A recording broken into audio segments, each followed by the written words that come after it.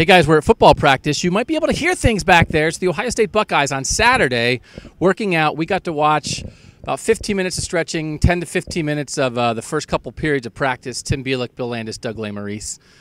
Bill has a story up on cleveland.com of notes and nuggets and observations from that. You want to make sure you read that, but we're going to play the feud. First of all, here's the buzzer, and here's how we're going to do this. It's like you guys have watched Family Feud, right? Steve Harvey's from Cleveland. Family Feud. Top one answer on the board. Here's the question.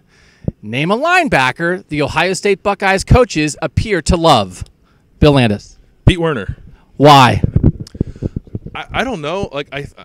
It's weird because he was in that class that he came in and he was one of the lower rated guys, and there's a lot of talent, even at linebacker, in front of him. But he's worked his way to the point now where he was the first team Sam linebacker. I think that's right. On Saturday, he was there on the first team, and Dante Booker was behind him on the second team. I don't know. He cut his teeth on special teams, and Urban Meyer loves guys who do that. It's interesting. Urban's not here, but this is very much like an Urban influence move, I think. I don't think anybody talked about Pete Werner more than Urban Meyer did. He loves that guy, and there's a list of guys throughout the years that Urban's talked about in that way. So I guess it's not surprising to see him there. But if you think about some of the guys he's seen to have jumped over, like Keandre Jones has been here a long time. Dante Booker has had injuries, but he's been here a long time. He's on Baron Browning is on the second team at the moment. He's in front of some very talented players, and it's from a guy who was a low 4-star prospect that I don't think anybody really thought twice about when Ohio State got him 2 years ago. So what we saw, it seemed like Tough Borland, who's coming back from an injury and still has that to get over. Tough Borland in the middle with Malik Harrison and Pete Werner with the first team. Then Baron Browning in the middle with Dante Booker and Keandre Jones around him on the second team. And then we know Justin Hilliard's still in there. Tim, how would you use these linebackers? This is a program that talks about rotating a lot. They've done it at various positions. They did it with linebackers some last year. When you have these guys in the mix, do you think the first three guys, whoever they are should probably be the first three guys? Did you expect maybe all six of the top two teams to really play?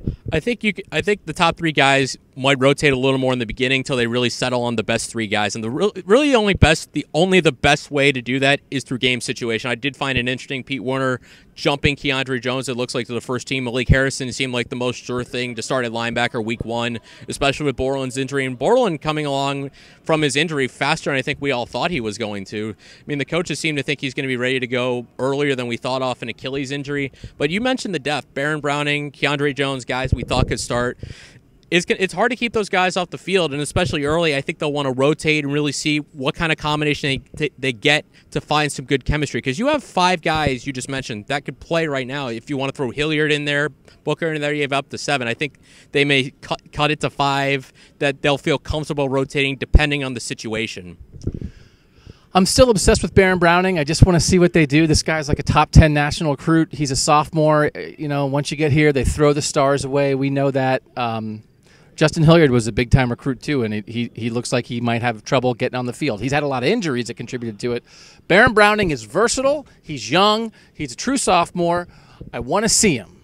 If the Buckeyes, if the Ohio State Buckeyes, who were number 1 or 2 in the country in recruiting the past couple of years, if they're going to be who you think they're going to be, then guys like Baron Browning got to do something. So I want to see him, and I want to know, if he's not on the field that much, then I want to know why. And it's not about Baron Browning. I want to know why Bill Davis couldn't turn a top 10 national recruit into a guy who can get on the field in year 2.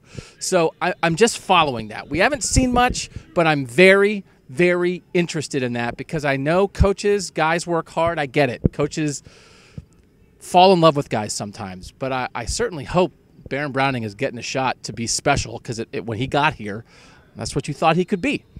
Tim, Bill, Doug, we'll continue to follow this. Listen, we know there's stuff coming. The Urban Meyer Report's going to be done Sunday. We expect resolution to that early next week.